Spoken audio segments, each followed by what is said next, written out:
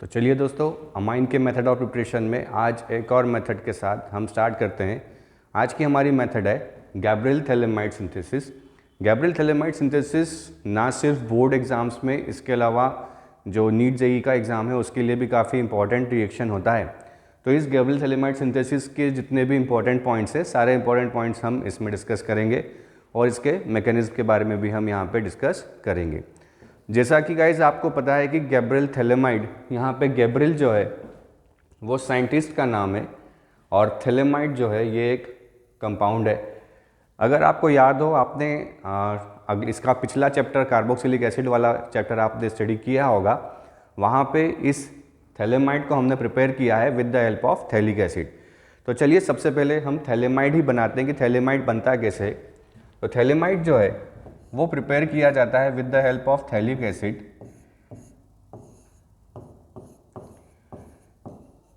ये जो फॉर्मूला है, ये फॉर्मूला होता है थैलिक एसिड का।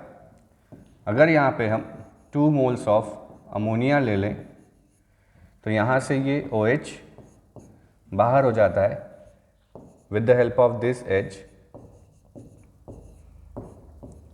और यहाँ पे बनता है CONH2, CONH2। इसे कहा जाता है थैलामाइड।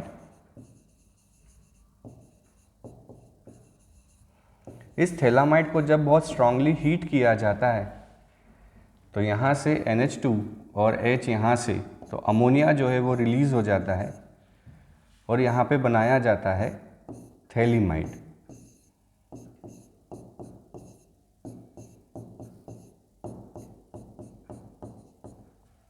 तो इस तरीके से हम थैलीमाइड को प्रिपेयर कर सकते हैं। अब हमारी जो मेथड है इसका नाम है गैब्रियल थैलेमाइड सिंथेसिस। तो सबसे पहले हम इसका रिएक्शन देख लेते हैं। बड़ा इंपॉर्टेंट रिएक्शन है, इसको ध्यान से समझिएगा।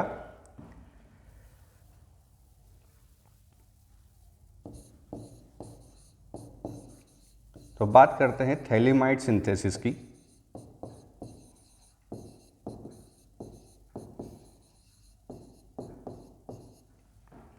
सबसे पहले यहाँ पे हम लेते हैं थैलेमाइड।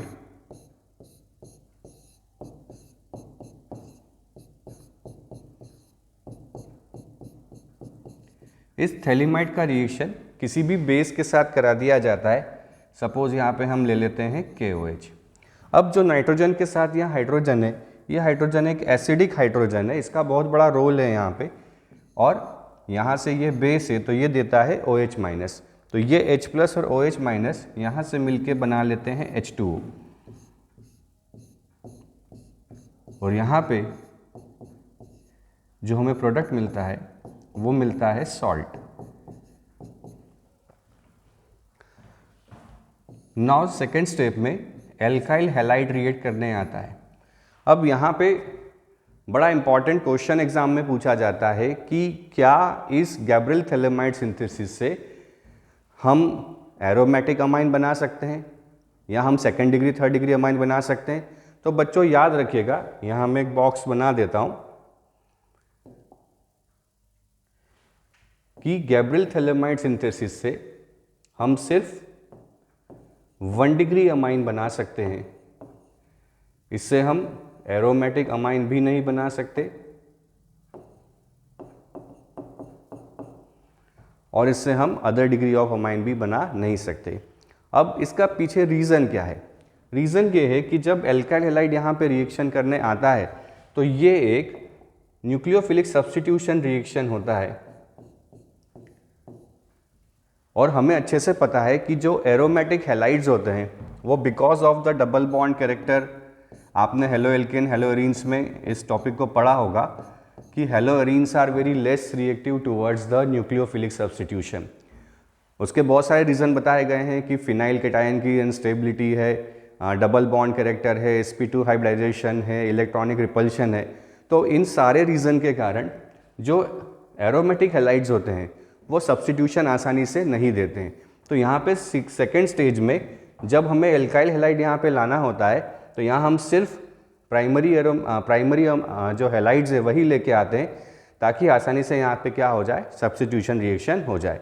अब सब्स्टिट्यूशन कैसे होता है कि यहाँ पे ये एज अ न्यूक्लियोफाइल इस पे अटैक करता है और यहाँ से ये हेलोजन जो है वो बाहर हो जाता है। हमें अच्छे से पता है कि हेलोजन बहुत अच्छा एक लिविंग ग्रुप है, इसलिए ये हेलोजन यहाँ से बाहर होता है। तो जो हमें प्रोडक्ट मिलता है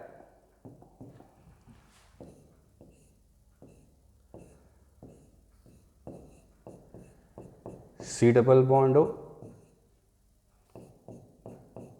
N- और R+।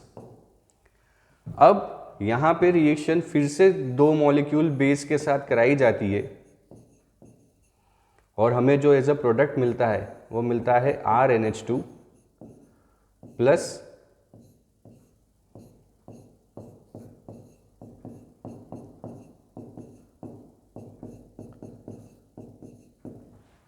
थैलिक एसिड का हमें यहाँ पे सॉल्ट मिलता है। तो इस तरीके से ये रिएक्शन जो है वो कंप्लीटली कराई जाती है। फिर से हम देखें कि थैलेमाइड सिंथेसिस में सबसे पहले बेस आता है। बेस इस एसिडिक हाइड्रोजन को यहाँ से बाहर निकालता है और यहाँ पे बनता है H2O। जब ये सॉल्ट बना, इस सॉल्ट का रिएक्शन एल्काइल हैलाइड से किया जाता है। तो जो इंपॉर्टेंट पॉइंट्स आपको यहाँ पे याद रखने कि ये एक SN2 सब्सटीट्यूशन है, न्यूक्लियोफिलिक 2 सब्सटीट्यूशन है। इस मेथड से हम कभी भी एरोमेटिक अमाइन नहीं बनाते हैं, सिर्फ प्राइमरी अमाइंस बना सकते हैं। क्यों नहीं बनाते हैं? क्योंकि एरोमेटिक अमाइंस आसानी से न्यूक्लियोफिलिक सब्सटीट्यूशन नहीं देते हैं। रीज़न मैंने बताए हैं कि बहुत सारे रीज़न हमें हेलोएल्केन हेलोरिन्स में गिवन है कि sp2 हाइब्रिडाइजेशन कार्बन का होता है, डबल बॉन्ड कैरेक्टर होता है कार्बन हेलोजन बॉन्ड में, फिनाइल कैटायन की स्टेबिलिटी का फैक्टर है, इसके अलावा इलेक्ट्रॉनिक रिपल्शन का फैक्टर है। इन सारे फैक्टर को कंसीडर करते हुए जो एरोमेटिक हेलाइड्स हैं वो आसानी से रिएक्शन सब्सटीट्यूशन नहीं देते हैं, इसलिए यहाँ पे हम सिर्फ प्राइमरी हेलाइड ही ले सकते हैं। फिर प्राइमरी हेलाइड से यहाँ से सब्सटीट्यूशन होता है। फिर दो बेस के मॉलिक्यूल जब हम लेके आते हैं तो यहाँ पे हमें क्या मिल जाता है? 1 डिग्री अमाइन। तो ये है हमारा गैब्रिएल थैलेमाइड सिंथेसिस। चलिए इसके केमिकल रिएक्शन को हम देखते हैं। केमिकल रिएक्शन में सबसे पहले रिएक्शन मैकेनिज्म में हम अगर चले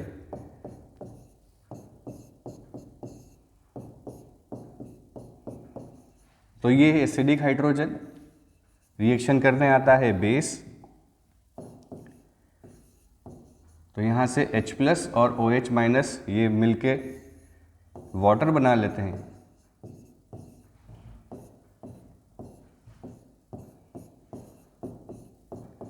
और यहाँ पे सॉल्ट का फॉर्मेशन हो जाता है।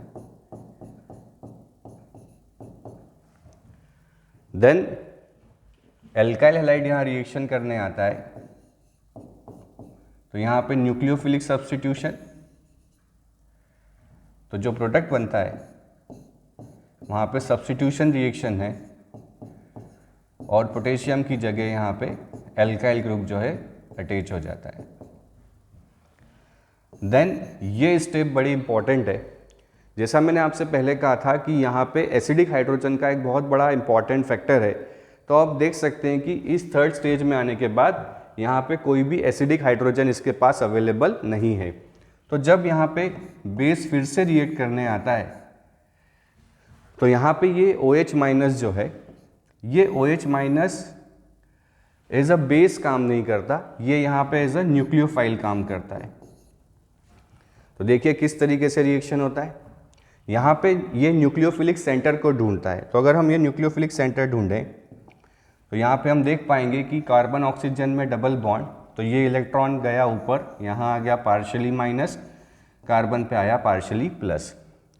तो ये न्यूक्लियोफाइल यहाँ पे अटैक करता है और सिमिलरली क्या होता है कि ऑक्सीजन यहाँ पे बैक बॉन्डिंग करके, बैक बॉन्डिंग से फिर से डबल बॉन्ड बना लेता है। तो यहाँ से ये इलेक्ट्रॉन नाइट्रोजन से टूट के बाहर निकल जाता है। तो इस तरीके से यहाँ पे जो प्रोडक्ट बनता है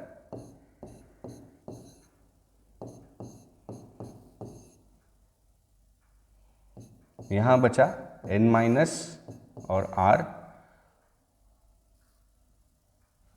और यहाँ पे थोड़ा सा रिवर्स हो गया, इसको फिर से हम लिख लेते हैं।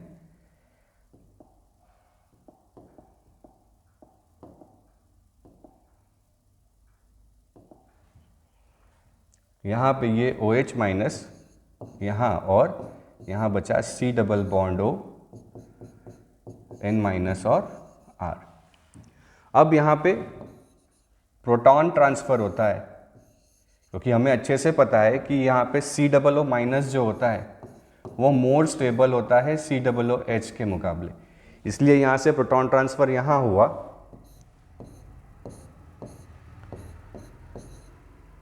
तो यहाँ पे बचा C डबल O माइनस और ये हो गया C double bond O NH R। Same तरीके से फिर से यहाँ पे बेस रिएक्शन करने आता है, फिर वो यहाँ पे एक न्यूक्लियोफिलिक सेंटर ढूंढता है। तो यहाँ से इलेक्ट्रॉन इधर फिर का ऑक्सीजन बैक बॉन्डिंग करता है और यहाँ से ये रिमूव हो जाता है। तो यहाँ बचा C डबल O माइनस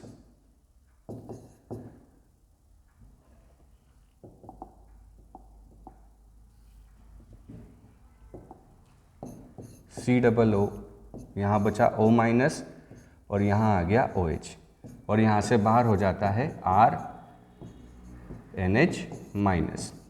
फिर से ये प्रोटॉन जो है ये इसके पास चला जाता है और बन जाता है R NH2। तो इस तरीके से हम गैब्रियल थैलेमाइड सिंथेसिस के मैकेनिज्म को कर सकते हैं। तो ऐसे और वीडियोस के लिए हमें लाइक करते रहिए, सब्सक्राइब करते रहिए और अच्छे से पढ़ते रहिए। Thank you.